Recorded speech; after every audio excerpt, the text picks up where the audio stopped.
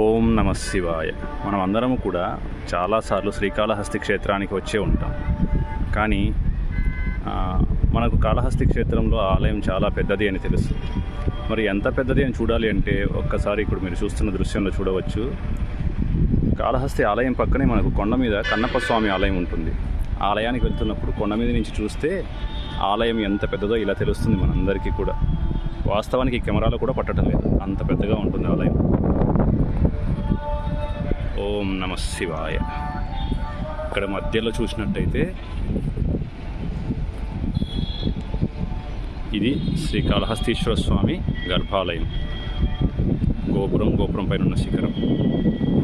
అదేవిధంగా ఇప్పుడు చూస్తున్నది అమ్మవారు జ్ఞానప్రసూనాంబిక గర్భాలయము, అమ్మవారి ఆలయం గోపురం పైన ఉన్న శిఖరాలు, ఎదురుగా ఉన్న ధ్వజస్తంభం.